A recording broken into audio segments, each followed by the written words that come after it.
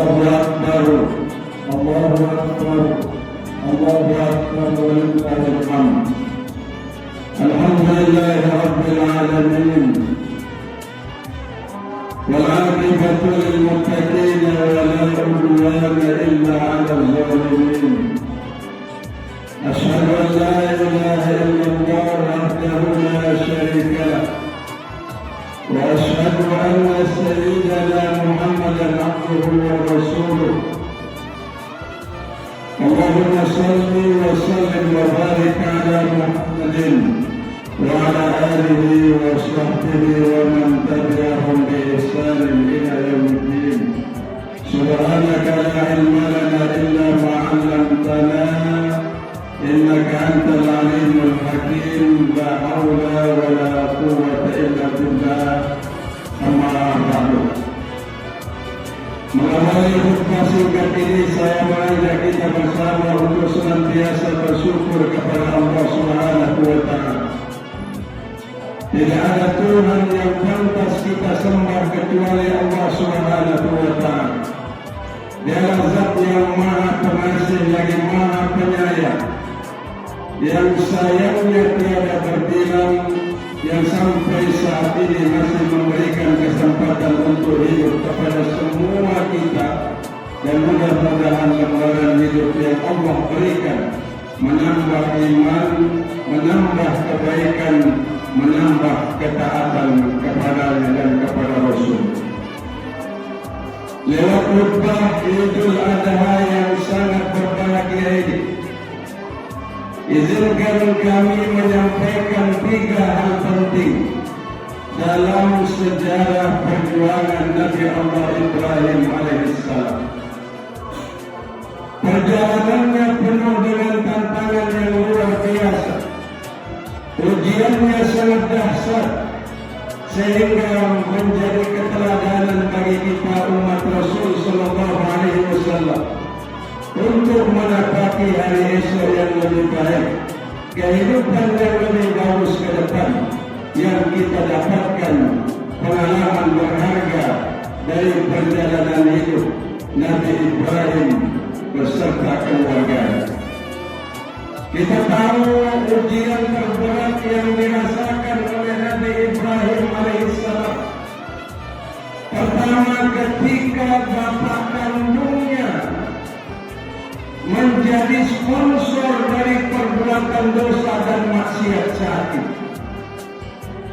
Bapaknya yang bernama Azar tiap hari, tiap saat menciptakan patung, dan patung-patung itulah disembah oleh kaumnya, oleh pengikutnya, termasuk didukung oleh penguasa yang sangat zalim yang namanya Namrus laknatullah wa azab.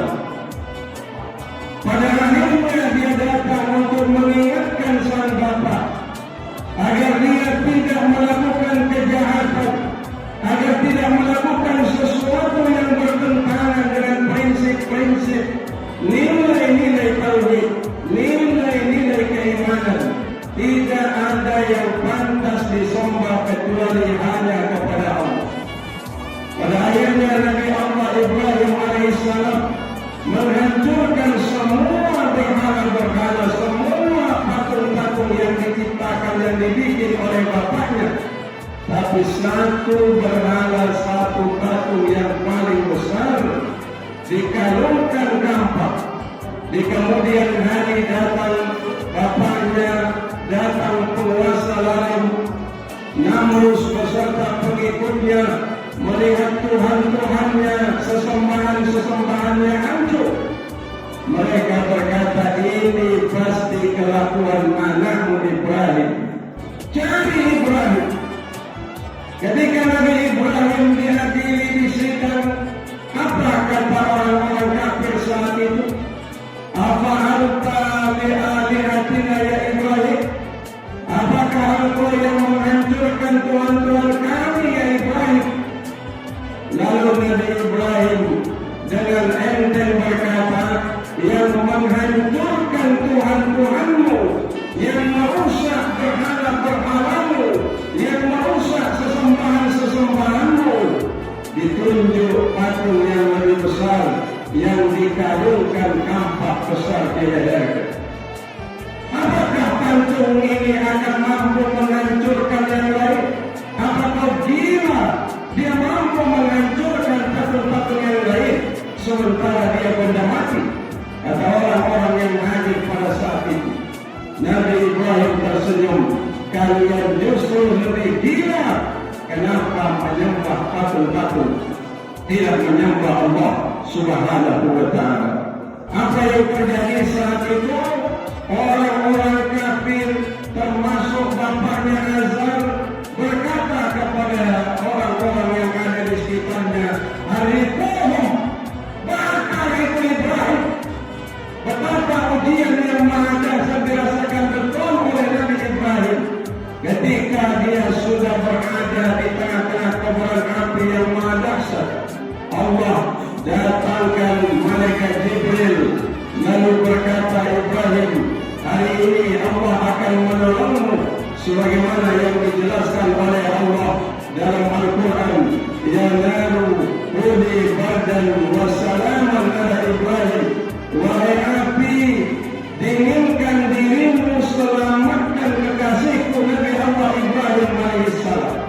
Setiap orang yang berada di jalan Allah, setiap orang yang berada dalam kebaikan dan ketaatan, setiap orang yang berjuang untuk kebaikan dan melakukan satu perbuatan yang baik di jalan Allah, pada akhirnya pasti akan ditolong dan pasti akan didukung oleh Allah Subhanahu wa ta'ala. Semangat perjuangan Nabi Allah Ibrahim yang menegakkan tauhid, yang beriman dan beramal soleh kepada Allah Subhanahu wa ta'ala. Semangat itu yang harus kita teladani. Ribuan tahun Nabi Ibrahim alaihissalam sudah membuktikan kecintaannya kepada Allah, sudah menampakkan keimanannya kepada Allah. Keteladanan itu harus mewarnai perjalanan kehidupan kita sampai saat ini. Ujian berat yang kedua, ketika Nabi Allah Ibrahim berdoa selama 83 tahun dia berdoa, "Rabbi habli minas salihin, Rabbi habli minas salihin, Rabbi habli minas salihin." Wahai Allah, berikan aku keturunan yang soleh, yang beriman dan beramal soleh kepadamu. 83 tahun dia minta kepada Allah, baru diberikan keturunan dari istri keduanya Hajar yang kita kenal dengan Nabi Allah Ismail alaihissalam. Bertahun-tahun tidak ketemu dengan anak dan istrinya. Tiba-tiba Allah berikan ujian terberat yang kedua. Dalam mimpinya dia harus mengorbankan anaknya. Ketika pertemuan kedua kali dia datang menghadap anaknya, lalu dia berkata, "Nah, ini amal bil manam, anni asbahuka fanzur madza tara." Wahai anakku, aku diperintah oleh Allah dalam mimpi untuk mengorbankan dirimu. Bagaimana pendapatmu? Maka Ismail yang baru berusia sekitar 13 tahun ada semangat iman, ada semangat ketaatan, ada semangat kepatuhan. Apa dia bilang? "Ya abati ma tu'mar, satajiduni insyaallah minas sabirin." Wahai ayah, kalau memang ini bagian dari kehendak Allah, ini bagian dari perintah Allah Subhanahu wa ta'ala, laksanakan perintah itu, kau mendapatiku menjadi anak yang sabar. Sabar maknanya tunduk, sabar maknanya patuh, sabar maknanya ridho. Kalau itu bagian dari kehendak Allah Subhanahu wa ta'ala. Kita perlu generasi sebagaimana Nabi Allah Ismail alaihissalam, generasi yang berkata, "Laisal fata may yaqulu kana abi." Generasi yang bukan berkata, "Ini bapakku, ini keturunanku, ini nenek moyangku." Bukan. Generasi yang berkata,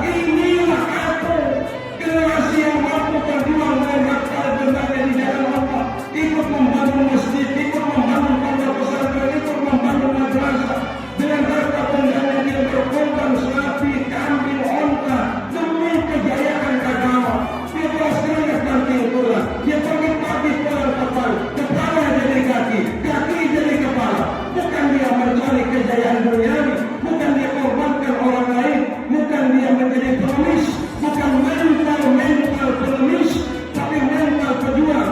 Beda pejuang dengan pecundang. Pejuang itu dia korbankan apa yang dimiliki untuk kejayaan Islam, lillahi kalimatillah.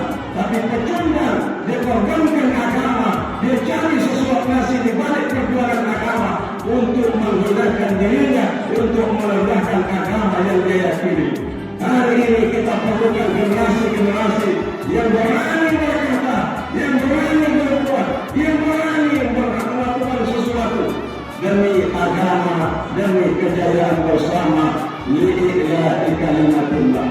Nabi Ibrahim alaihissalam sudah menorehkan tinta emas dalam sejarah perjuangan, dalam kehidupannya, keluarganya, sampai pada akhirnya pantas Allah Subhanahu wa Ta'ala memuliakannya.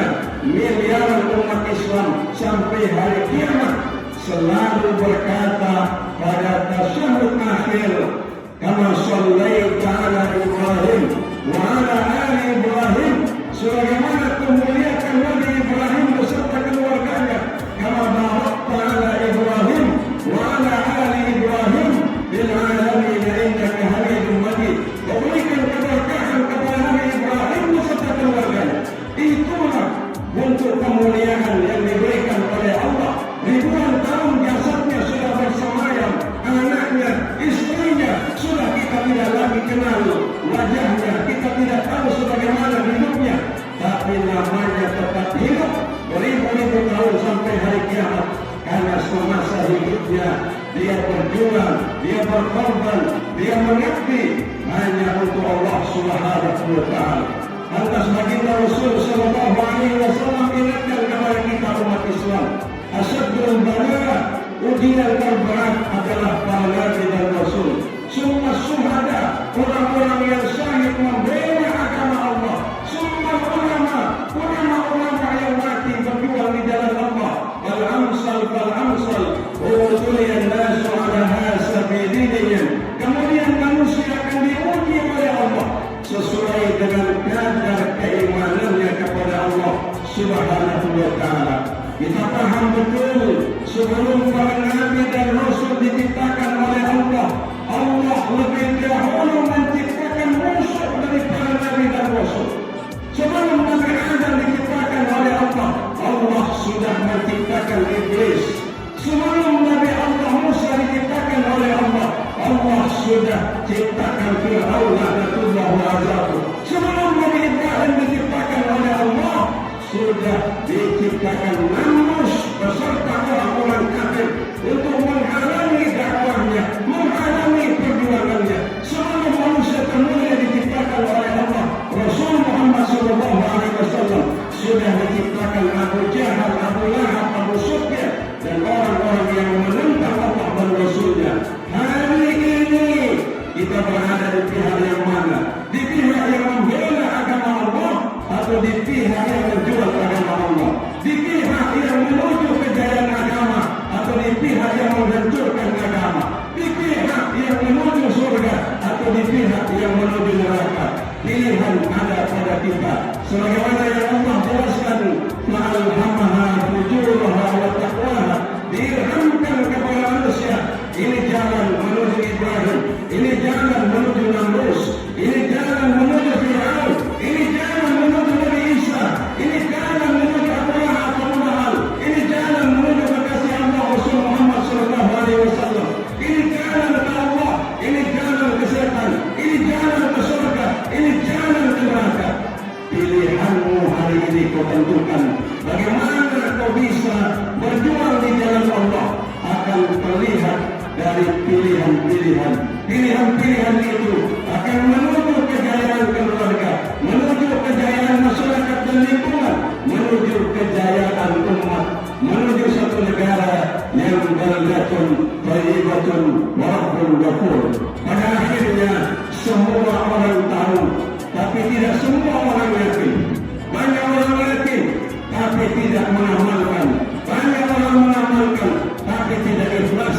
Banyak orang ikhlas, tapi jarang yang istiqamah. Mudah-mudahan sejarah perjalanan Nabi Allah Ibrahim beserta istrinya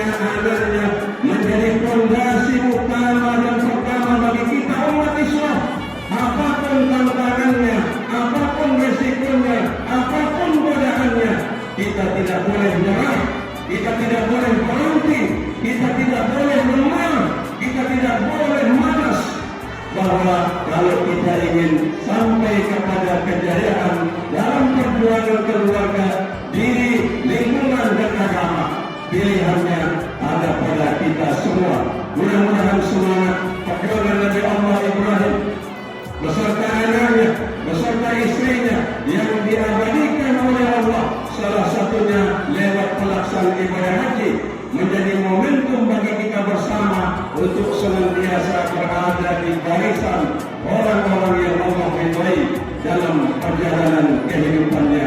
Sebelum saya akhiri khutbah singkat ini, mari kita berdoa bersama. Mudah-mudahan Allah senantiasa berikan kekuatan iman, kekuatan Islam, kekuatan zahir dan batin, sehat walafiat, panjang umur, diberikan kemudahan rezeki, lalu kita gunakan rezeki itu untuk berjuang di jalan Allah Subhanahu wa taala. Bismillahirrahmanirrahim. Allahumma izzil Islam wal muslimin wa aslih walatal muslimin wa alif baina qulubihim wa aslih zata bainihim wansurhum ala aduwwika wa aduwwihim وفقهم للعمل بما فيه صلاح الاسلام والمسلمين. اللهم اهدك الكفرة والمبتدعة والمشركين اعداءك اعداء الدين. اللهم شر شرهم ومزق جمعهم وزلزل اقدامهم والق في قلوبهم الرعب انك على كل شيء قدير. لا اله الا الله العظيم الحليم. لا اله الا الله رب العرش العظيم. لا اله الا الله رب السماوات والارض ورب العرش الكريم. ربنا آتنا من لدنك رحمة وهيئ لنا من أمرنا رشدا. ربنا آتنا في الدنيا حسنة وفي الآخرة حسنة وقنا عذاب النار. بفضلك سبحان ربك رب العزة عما يصفون وسلام على المرسلين والحمد لله رب العالمين. والسلام عليكم ورحمة الله وبركاته.